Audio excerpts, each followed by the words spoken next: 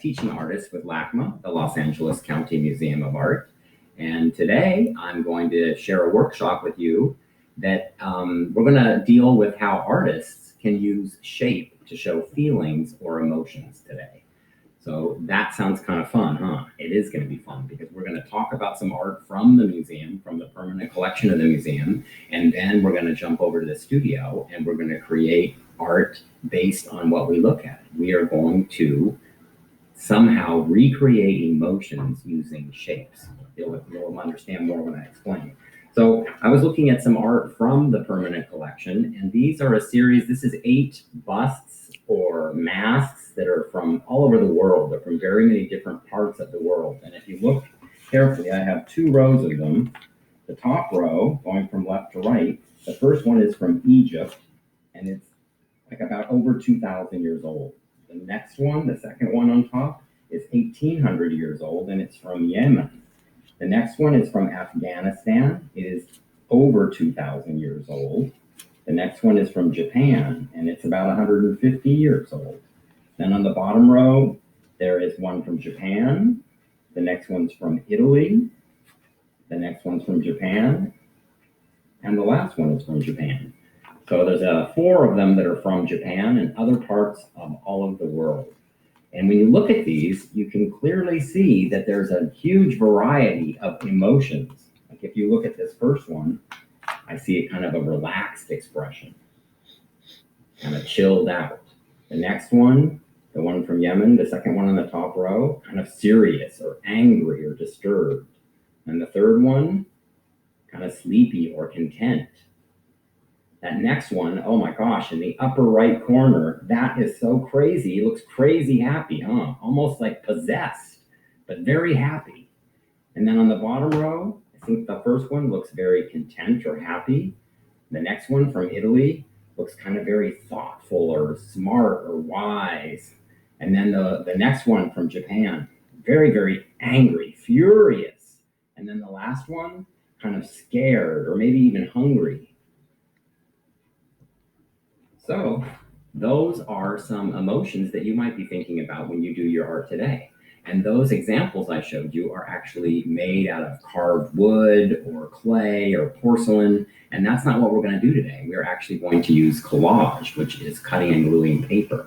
So let's jump over to the studio and I'm going to show you, when I looked at the art I just showed you, some ideas I got and a little sample that I showed that I'll show you. Okay, so I'll see you in the studio. Welcome to the studio. So I've got a printout of these 8 busts and masks. A bust is when you have like a statue that's only from the shoulders up. And of course, everyone knows what a mask is. So some of these are masks and some of them are busts. And they're basically all portraits. Portraits are any time you make art about another person. And even when you're doing a portrait, a lot of times it's from the shoulders up. So be thinking about that, because today we're going to do just from the shoulders up. We're not going to do a whole person, because we're really going to focus on their face and the expression. So I was looking at these, and first of all, I love the shapes. If you just look at the outline shapes, look at how different the shapes of all those pieces of art are. So I got kind of excited by it, and I decided you're going to do just one collage, which is cutting and gluing to make your art. But I decided to do 4 on one page, kind of looking at these to get ideas for shapes. You know, some of the outlying shapes are similar to right here. Like, see this, the outside shape of this? I did the same shape there. And can you see how I cut out paper and glued it to show emotion? So we talked about some of the emotions on this one. Let's take a closer look at my collage and see if you can guess what I was thinking about. Because the way I got started is I cut out the outside shape of each. So that black shape, this kind of light peachy color shape, this brown shape, and this white shape. And I glued them down to the 4 different color backgrounds. So I didn't do anything with expression yet. I just had the outside shapes. And then I thought, what kind of different emotions do I want to show? And you'd be thinking, what emotion do you want to show? So can you tell what emotion I was going for each of those? Give it a second. Number 1, number 2, number 3, and number 4. I'll show you what I did before I started cutting and gluing the facial features. I actually made a little sketch of what I wanted. So the first one, I wanted to be happy. So there's Mr. Happy. See? Second one, I wanted him to be very angry, kind of like that mask we saw from Japan where he just looks so angry. And then this one, can you tell what I was going for? Scared or surprised. See how I did it kind of scared or surprised? And then this one, also happy, but kind of more mellow. This is like more excited, like going to a party happy. And this one's more kind of like sleepy, or maybe, oh, I'm in love. Doesn't he look like maybe I'm falling in love? So have a look at those, and we're going to remember, we're going to do this with collage, cutting and gluing. So I'll show you some examples of what kids have done to make it much more, big and more colorful than what I've done. So here's one. I believe that was a second or a third grader. I've done a lot of collage stuff with kids. Here's one. Oh, this is kind of happy. This one, what do you think the emotion is? See, there's tears, and look at the expression of the eyes and the mouth, kind of sad. Here's one I did, definitely happy. And then here I did this one where I was thinking kind of like I saw that other one that reminded me of something kind of hungry. So I made a person eating an ice cream cone, and you can see the ice cream going down the hatchet. So those are some ideas for showing emotions with shapes. And before you gather your supplies up, I'll show you one more interesting thing that I kind of explored a long time ago when I was a kid, and I still kind of do this. I've got tracing paper, and I'm just going to show you. You can use different shapes so easily to show different emotions. So here's a person's head, and what if you do those kind of eyes? Kind of surprised, right? That kind of line, kind of happy. But what if you do those kind of eyes and those kind of eyebrows? See the angle? That kind of face. See how easy it is with different shapes to show a completely different expression? Angry. More angry. More angry. Happy. More happy. Bigger happy. So really, you can explore just changing shapes, moving shapes around. Here's another trick I learned when I was much younger. If you make the eyes high, it makes the person look older. Whereas if you move them lower, they look small. They look younger, like a child, or even a baby. See the difference? Gaga.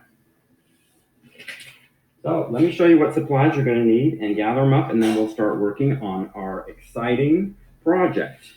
You're going to need these things: construction paper or colored paper, or at the bottom I also wrote you could even find some pattern paper. But basically just, get some kind of few colors. You don't need a lot. Remember that one I just showed you where I did the four? That was almost all with brown and beige. I used a brown paper bag on part of it, in fact.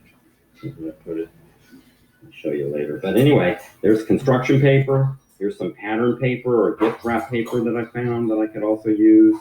You're going to need a pencil so you can draw your shapes, although I actually don't like using the pencil. I like to think of collage, cutting and gluing, as drawing with scissors. So instead of using a pencil to draw, I use scissors. So you're also going to need scissors. Put those there. And you are also going to need a glue stick. Put that there. And that's kind of all you're going to need: paper, scissors, pencil, glue stick. So gather up your supplies, and for right now, pause your video until you are ready to come back. Put the pause sign right up here. See you when you get your art supplies together. Welcome back. Hope you got all of your art supplies gathered together. So I've already told you a lot of what we're going to do, and I've showed you some tricks, so I'm going to kind of speed this up and just show you how quick you can do something really cool and fun like this. So I'm thinking, I took a piece of paper and I just tore it in half, so I have about a half sheet for the head. But you don't want to do a tiny little face. Remember, the focus of your art today is showing emotion. So I'm thinking of doing a happy little girl. That's what I'm thinking about. So I'm going to cut out a big shape for the neck and the head and the shoulders. And I'm going to make the neck kind of curvy like that, just to make it kind of interesting. So I didn't even use a pencil. I just was doing that. That's kind of a strange shape, right? So maybe I'll make it even, she's going to have a very long neck. A little girl with a long neck. And also, a lot of times when I start doing collage, this happens every time. It never turns out the way I think it's going to turn out. And that's not a bad thing. That's sometimes a fun thing. So I'm thinking that's her head. There's her neck. This is the top of her shoulders. I got this fun, crazy pattern paper I found in a magazine. So I'm thinking maybe I'll make that the top of her shirt.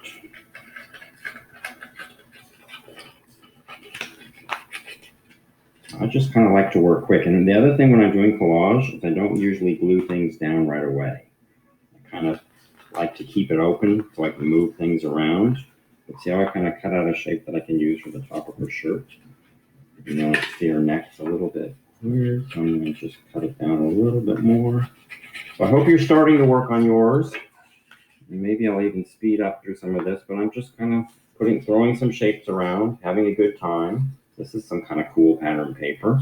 This is kind of fun. What are for eyes? These remind me of happy eyes. Well, I'm going to do this. I'm going to cut out 2 eyes made from the pattern I see here. Maybe, what color hair shall she have? I think I'm going to give her light green hair. And because hair is kind of soft, sometimes I like to do this too. Instead of cutting, I'm going to tear.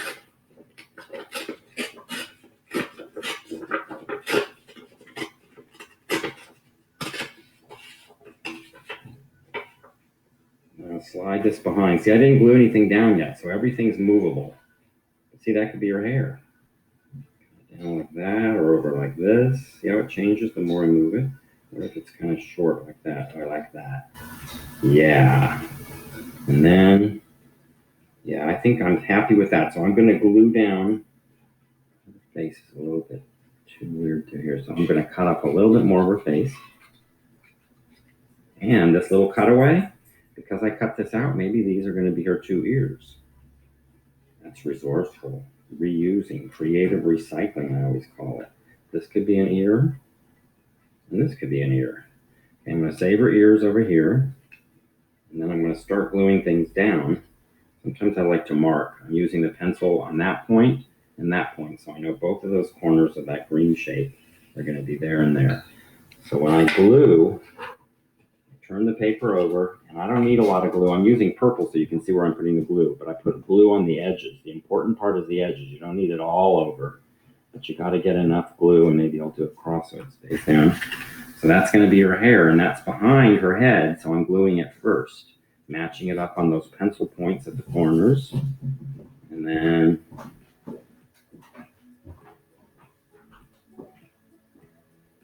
maybe I'll do this kind of bow. Using a different pen. Yeah, see, I like that better. In the middle, on the side. I think right in the middle. Finishing touch. And look what a mess I've already made over here. Everything's getting sticky and crazy, but I'm going to glue her bow in her hair. And then I don't know how much time you all have to be working, but when you finish, if you're together with a group, maybe you can show each other what you did and see if they can guess what the emotion is that you were going for. Yeah, give it some, give yourself some time if you have some time, but that's what I did super quickly. That was fun. At least I had a good time. I hope you enjoyed using shapes to create emotion in your art. What we did today is cutting and gluing, called collage. And I hope you'll keep making collage. Collage is my favorite way to make art. I just could go doing it all day. I actually worked a little bit more on mine because I wanted to make her look even a little bit happier. So I added some stuff in her eyes, the inside of her eyes, and gave her a little nose that matches her earrings. And I added the blue collar.